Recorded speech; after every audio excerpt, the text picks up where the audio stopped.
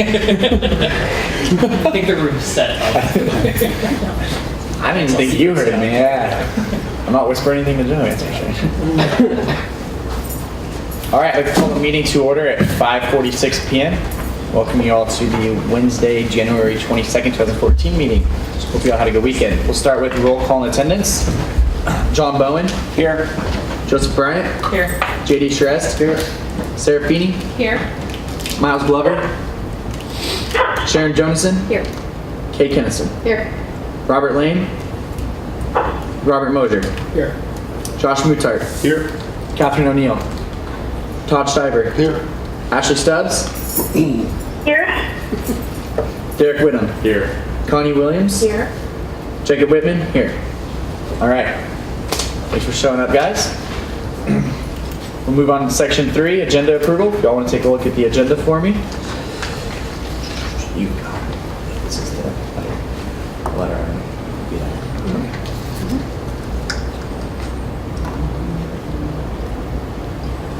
All right, I'd like to entertain a motion to approve the January 22nd agenda. Robert? Sarah, second by Sarah, sorry. It's been a long day. Any discussion? All in favor? Any opposed? Any abstentions? All right, agenda approved. How you doing, Miles? Good, how are you guys doing? Sorry for late. Nah, apology not accepted. I'm just kidding. It's good to see you. Put that in the minutes, okay? We'll move on to section 4, approval of the minutes from January 15th, 2014. I think you have, yeah. Okay.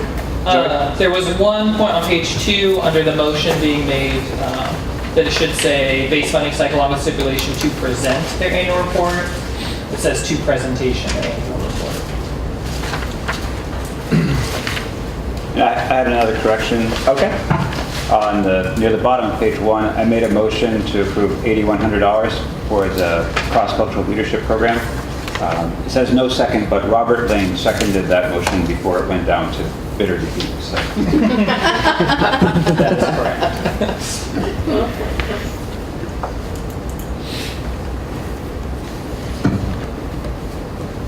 So when it says motion dies, we just have to put motion rescinded, or because it didn't die if there was a second. Motion denied. Denied. Motion denied. It failed. The motion failed. Exactly. Okay, anything else? All right. With those corrections, I'd like to entertain a motion to approve the minutes from January 15th, 2014. So moved. Is there a second? JD second. Any discussion? All in favor? Any opposed? Any abstentions? All right, minutes approved. Move on to section 5, reports. I have nothing to report except for I did write a letter to the Monastash group, which we will get to later on in the agenda. Other than that, I have nothing. Do you have anything? Do you want to mention Which? that we received the Oh, the approval. So our request to fund the $9,900 for the El Salvador trip, that was presented to the Budget and Finance Committee, and we have received approval back through George Clark, the Board of Trustees designee, that we can go ahead and release those funds, so that will be happening. The one-time increase to cover the classified staff and then the minimum wage increase, those were recommended to move forward by the Budget and Finance Committee, so that will actually go before the Board of Trustees in February. Yeah, any amount of $25,000 or more, correct? Has to be approved by the BOT. Anything else, guys? Okay, with that, I'm going to section 6, public comment. At this time, is there any public comment? That coat doesn't have anything to say. All right, sounds good. Move on to section 7, supplemental funding requests. At this time, we have no pending requests. So move on to section 8, old business, annual report updates. So last week we voted on sanctions for the Monastash group, and I was stipulated to write a letter. So I did write a letter, which I printed off a copy for you guys here if you want to read it. Just read it? Yep. Yeah, to whom it may concern, the Service and Activities Fee Committee voted to extend your deadline to January 15th, 2014. We received your report on January 16th, 2014. Due to the tardiness of the Monastash year-end report, the Service and Activities Fee Committee voted on and passed the following sanctions. 2.5% decrease in funding for the 2014-2015 fiscal year, and a face-to-face presentation to the committee of the year-end report. This presentation must occur before March 1st, 2014. Please email jonason@cwu.edu to be placed on our agenda. The Service and Activities Fee Committee meets Wednesdays at 5:45 p.m. If you have any questions regarding these sanctions, do not hesitate to ask. Sincerely, Jacob Whitman, Service and Activities Chair. And has that been delivered? It has been delivered. Yes, it was delivered last week. I believe Thursday. Any So, comment on that? That was the 16th. It was delivered Friday. So, I think it was delivered last week. It's been delivered though, so through campus now. Any comment on that? Okay. No other old business, so we'll move on to section 9, new business. We'll start with A, base funding program reviews. We have none today. So we'll move on to section B, staffing updates, Circuit County. So I'll pass the floor to Sharon. Okay, so last year, the committee sent a letter to Sarah Swager saying, basically to the effect, please be aware that we're watching staffing, increases to staffing. Now that could be new employees or it could be a reclassification of an existing employee, because as staff come on or reclassifications happen, it does directly impact the operating budget of this committee. So wanting to be cognizant of that and respectful of the committee, I do have 2 staff members that I have asked to have looked at. And for the primary reason is, of the 3.5 years that I've been in charge of the Circuit County office, I have had full staff for maybe 6 months because of the classification of my staff members. And they are truly doing the work of comparable to some of the folks over in Mitchell Hall and such. And we looked at like duties, we looked at the state classifications. So I have asked for that, but I've also, my office has taken on a lot of additional areas to where, by my calculation, I do not intend to request support from the S&A committee to cover those additional charges at least for 10 years. And I'm very happy to put that in writing and such, but I am looking for the committee's blessing to understand why we would want to classify people to the jobs that they're actually doing, because it does impact the students when we have a lot of vacancies in our office or folks that cannot provide the service. Connie? I wanted to ask just a couple of questions to clarify something. So their position description is being reviewed by HR, right? Correct. To make sure they're in their correct classification. Correct. And I wanted to let the committee know that actually, even if Sharon had asked that, the employees have every right to do that, even if, I mean, so any employee can do that. So there might not have been a choice, and it's not an unusual thing to do, because often as responsibilities are added, their position doesn't reflect that, their current position. And with, I think my second day of work here, I was invited over to meet with the AVP, Connie's position, I believe, and the state auditor was here, and a couple other folks, because our area was not compliant with a lot of things. So we have vastly changed the way that office operates to ensure that we have appropriate internal controls and that we're following generally accepted accounting standards and so on. And with also the changes along campus, our office has taken a lot of additional duties from other areas to help support students, the new travel processes. One of them where we do a lot of training with students to ensure that they have the information in the system and they're not negatively impacted by not understanding policies and so on. Okay. So that's my update and looking for support by the committee. Derek? What kind of support are you looking for? Well, it would be nice to have a vote that says that you support the university working through the designated process to at least evaluate the positions, and if it is found they need to be reclassified, that you support it. I'm not asking for financial support, again, for at least 10 years. Todd? Just in general, not necessarily about these positions. Right. So, yeah, I remember when the letter went out last year, and I understand why, because it seemed like there had been a lot of increases, and it's a substantial addition to the budget for this committee. Correct. And it seemed like it was a little rampant. But at the same time, I'm just wondering now, after hearing, and after actually going through this with one of my employees this summer, as you said, the employee can initiate this. And if it is found in HR that indeed they need to be reclassified, then do we have a choice of funding that or not funding that? No, they're reclassified. So and then S&A has to come up with the money for that, right? So the letter was just moot. It's courtesy. I think it was and is more. this permission moot as well? Because if they get approved, then we've got to come up with the money, whether we agree with it or not. Well, So I just wondering if I'm understanding that correctly. or I have the responsibility to figure out how I'm going to fund it and not request the committee to pay for it. And we have taken Or on lessen some their additional- duties so that they, somehow, so that they. Correct.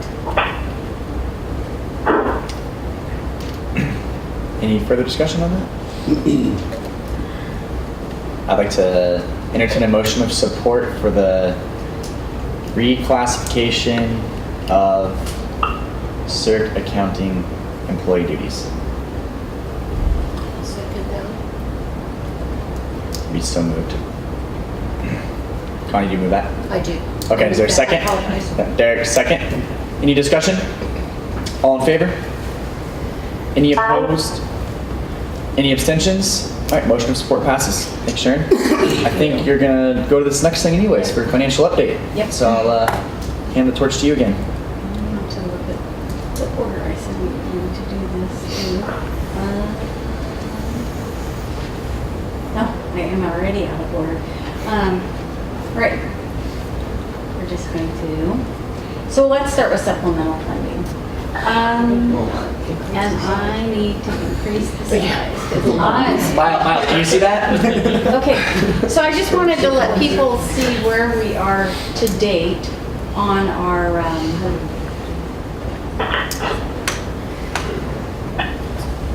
can you see it? Sharon, once you, it might be redundant, but you want to vocalize the numbers so Ashley can hear you too. Sure. Okay. So basically, Thanks, to Robert. date, we have approved 5 requests. That's PRSSA, Family Studies, the Wellington Suit, the RAD program, and the Service Learning Project to El Salvador. We started with $275,000. So we have approved through the process $431,000. And so I just wanted to make sure folks are aware of that. We still have in our supplemental budget $225,569. So we are at a healthy amount. A lot of this is due to the music department already being funded through base funding, same with sport clubs. And there was some additions to some other budgets. So I think we're really seeing the impact here, which was the whole reason the committee last year wanted to move things more into base funding, because they already have bylaws and structure behind that we don't necessarily have. Any questions? Okay. Actually, I just have one. What happens, if we do not expend all of that by the end of the year, the supplemental, that just goes back into their reserve so that that's still to be utilized in future years? Yes, and you're going to see that on the next sheet. Super good. So everything that we don't use here rolls into the operating budget for next year. We first take off the bat, and I'll just bring it up so we can.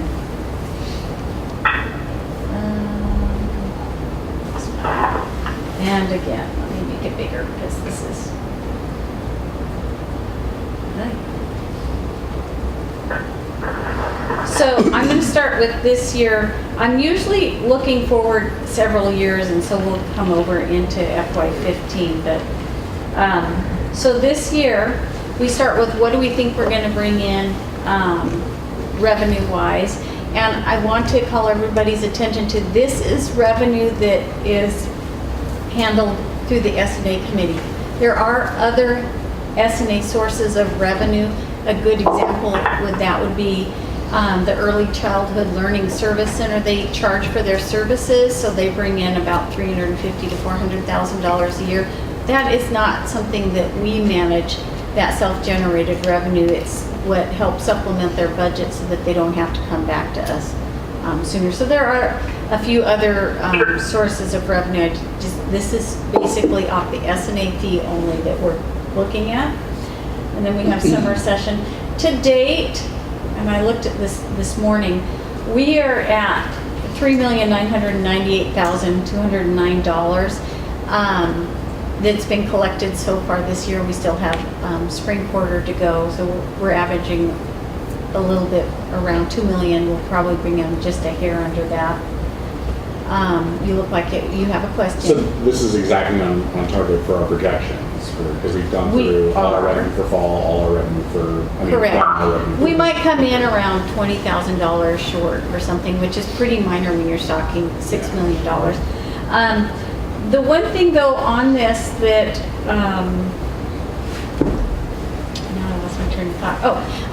When you're looking at this number, the $6 million and $3,998,000 year to date, when I first talked to you guys at the beginning of the year, that is not the entire amount from the S&A fee. Off the top of that, 3.5% goes to financial aid. That's by statute and RCW. And then there's also tuition waivers. So the actual amount that was raised was a higher amount, but we have these mandatory decrements. So we're only working with what is our portion after they've already paid financial aid and the tuition waiver. So just as a little side note there. So let me shrink this down a little. So once we bring in the money, this is a little awkward.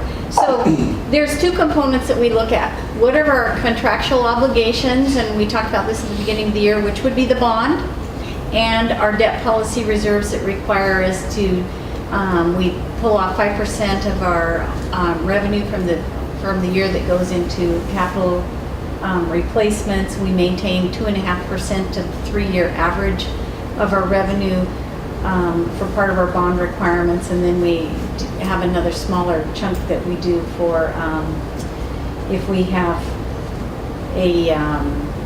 some repairs, and it's for facility preservation. Sorry, I'm getting tongue-tied. So anyhow, this is our reserves that we started with, $2,807,000. I'm estimating our debt policy requirements will be around $300,000, and then we have the $850,000 for the bond. So I take this amount, which is, so the 850 and the 300, I decrement from the 6365. So I say, okay, well, we have to work with really, after we take care of those requirements, $5,215,000. And then we have a little additional money that's carry forward from last year. And we're working through a little bit of an anomaly here, because we typically try to carry forward $300,000, $350,000, somewhere around that range for those unforeseen emergencies. We last year carried forward over $1 million. And the reason being is we had that 400,000 tag, 350 to 400, plus we received money back through hard work of the committee, Connie, and the administration that was based off of past administrative support costs that were refunded back to us. So this $1,094,000 is not something you would typically see. The $512,000 was also money that we, it's for the end of quadrennium funding pullback. So at the end of the 4 years, you know how we say, okay, here's your base funding money, you can roll it over year 1, year 2, year 3, but at the end of the 4 years, it comes back to the committee, goes right back into our operating budget. And it's these funds that have really helped keep student fees low, and that was something that was really a focus on the last year's committee. So when I add all of that in, we started with $6,271,000 and change. We take out our base funding. The bond is already taken care of. And I added in these two amounts. This is, the numbers are not that different. So I added in what we have already approved for minimum wage increases and the mandatory step increases and stuff. So those are all added in. We have the $275,000 coming off the top. I don't believe we are going to spend another $225,000. I would be really surprised. Somebody would have to come to us with a huge grandiose scheme. And just because we have it does not mean we should not make good fiscal sound decisions with that money, because you really are good stewards of this money for the students. So anyhow, if we did spend the full $275,000, that would end us the year around $1,075,000, which again is higher than what we normally would. So we're on target. We did not foresee last year, and we still don't foresee that we would need to increase the S&A fee because we're carrying forward more than a healthy amount. So are there any questions? This same $1,075,000 I have rolling into the next year, and it goes through the exact same number process I just walked you through. So instead of repeating everything, unless somebody has a question. Okay. No questions? All right. Anything else, Sharon? Nope, we're looking healthy. Okay, sounds good to me. I like healthy. We'll move on to section 10, other business communications received. I didn't get any communications. No, we're No? Okay. With that, we'll move on to second call for public comments. At this time, is there any public comment? Okay. Well, moving to adjournment, I'd like to entertain a motion to adjourn the meeting. So moved. So moved by Miles, seconded by Connie. Any discussion? All in favor? Any opposed? Any abstentions? All right, motion passes. Meeting adjourned at 6:07 p.m. Thanks, guys.